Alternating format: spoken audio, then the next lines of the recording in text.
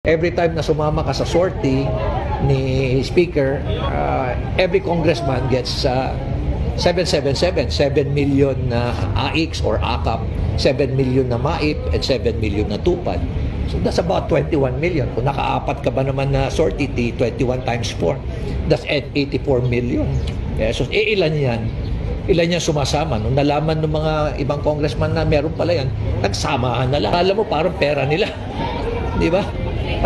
Kasabay ng mga batikos sa ayuda para sa kapos ng kita program na isiningit lamang ng Kamara sa 2025 national budget ay isiniwalat naman ni Baguio City Mayor Benjamin Magalong ang ANIA 77 scheme. Ayuda ito mula sa gobyerno pero kontrolado umano ni House Speaker Martin Romualdez. Tuwing sasama daw kasi ang isang congressman sa sortie ni Romualdez ay makatatanggap ito ng 21 million pesos. 7 million pesos mula sa Assistance to Individuals in Crisis Situation o AIX, 7 million mula sa tulong panghanap buhay sa ating disadvantaged o displaced workers o TUPAD, at isa pang 7 million pesos mula sa Medical Assistance to Indigent Patients o MAIP. Every time na sumama ka sa sortie ni Speaker, every congressman gets 777, 7 million na AIX or AKAP, 7 million na MAIP, and 7 million na TUPAD. So that's about 21 million. Kung nakaapat ka ba naman na sortie, 21 times 4, that's 84 million pesos. Ilan yan? Ilan yan sumasama? Nung nalaman ng mga ibang congressman na meron pala yan, nagsamahan na lang. Dagdag pa ni Magalong na sa ginagawang sortie ay pinalalabas pa ng mga congressman na sa kanila nang galing ang pinamimigay na pera. Alam mo, parang pera nila. Di ba? Palalabasin pa nila na paparamdam nila sa tao na galing sa amin to. At magkakal pa sila, meron ba yan sa iba? May ginagawa ba yan sa iba? Ganun pa yung mga parinig. Kaugnay nito ay nagbigay naman ng kanyang komento si Senator Sherwin Gatchalian kaugnay sa umano'y 77 scheme na ibinunyag ni Mayor Magalong. Ayon kay Gatchalian, hindi pwede o bawal na gawing reward para sa mga congressman ang anumang programa ng gobyerno. Ipinunto ni Gatchalian na ang Senado at maging ang Kamara ay dapat walang kinalaman sa alokasyon ng pondo para sa ayuda. Well, bawal yun, no? Hindi pwedeng Kongreso nag-allocate ng kahit anong programa sa kanilang mga members.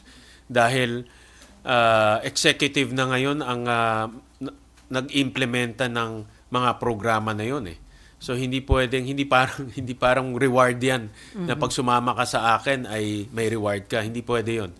Aprobado na sa Commission on Elections sa COMELEC ang hirit na exemption ng DSWD mula sa election spending ban. 28 na programa ng ehensya ang nakakuha ng exemption. Kabilang na dito ang controversial na ayuda para sa Kapusang Kita Program o AKAP na may exempted amount na halos 700 milyong piso. Kasama rin sa na-exempt ay ang Pantawid Pamilyang Pilipino Program o 4Ps at ang Assistance to Individuals in Crisis Situation o AIX na may exempted amount naman na mahigit 7.5 billion pesos. Pati sa Omnibus Election Code, bawal ang paggasto ng pondo para sa social services 45 araw bago ang regular na eleksyon. Ang mga ehensya ng gobyerno kailangan daw makakuha ng Certification of Exemption para makapagpatuloy ang kanilang programa sa kabila ng spending ban, gaya ng nakasulat sa COMELEC Resolution 11060.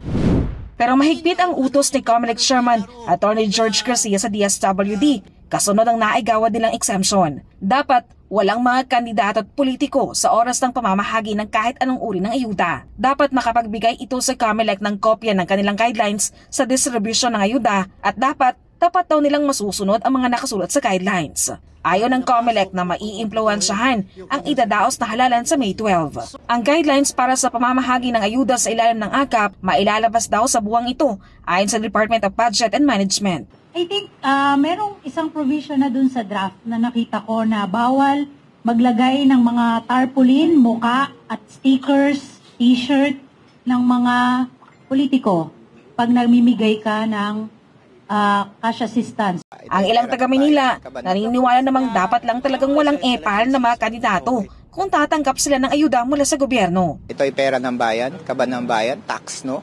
So lalong-lalo na eleksyon ngayon, dapat ang tao ay hindi nagkakaroon ng pamumulitika sa oras na to, no? May mga politika po kasi na syempre sa harap lang ng camera magaling. Pero pag wala na pong camera, syempre, doon na yung nalalabas yung tunay na kulay nila, ganyan-ganyan.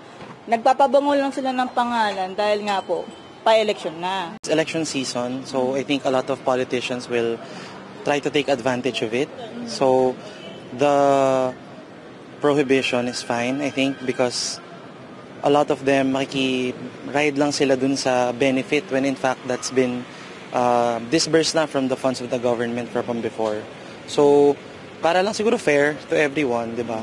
Kunin lang po sa namin ang reaction niya regarding po sa sinabi ni Baguio City Mayor Magalong na meron pong anomalya sa ayuda, particularly sa AIX, AKAP, maiptupad. May paimbisigan po ba kayo dito? Or? Sa alam ko, ang proseso ay anyone can refer. No?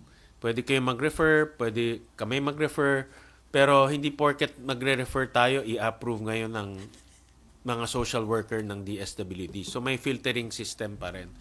So lahat pwede mag-refer. Regardless kung politiko ka o hindi ka politiko, pwede ka mag-refer. Ang importante, nasusundan yung guidelines.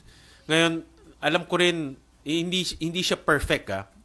Mayroong mga cases sa probinsya na may mga politicians, whether barangay or local, na kumakaltas sa mga binibigay o mayroong mga sindikato na nangyayari sa pagbibigay, yun dapat maimbestigahan yun. Iba na yun. No? Kasi kung may sindikatong pinag-uusapan at kinakaltasan yung taong bayan, kailangan habulin yung mga yun. Well, bawal yun. No? Hindi pwedeng Kongreso nag-allocate ng kahit anong programa sa kanilang mga members. Dahil executive na ngayon ang nag-implementa ng mga programa na yun eh. So hindi parang reward 'yan na pag sumama ka sa akin ay may reward ka. Hindi pwede 'yon. Bawal 'yon. Yung magiging pork barrel talaga ang magiging tawag doon. So I'm not sure kung ako wala akong personal experience sa ganyan but ang punto ko kung nangyayari yan pork barrel talaga dahil dapat ang Kongreso, Senado wala nang kinalaman sa allocations. Before Amor, meron lang pa-follow up si Marlon Ramos about AKAP. Sabi niya, patanong about AKAP, kung meron daw po ba kayong ka-AKAP during the holidays? Sasabihin niya si Marlon. Secret. Nagkakasakit na nga ako eh. So wala kang ka-AKAP, sir, kaya nagkasakit. No comment. Nilamig si sir. Nilamig ka, sir, during holiday. Napainom si sir ng water. So, sir, nilamig ka. Walang kaakap. No comment. Amor. May articles na kumakalat.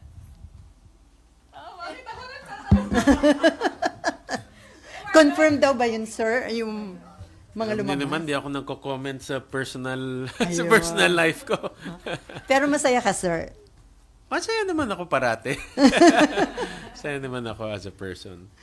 Okay. Amor,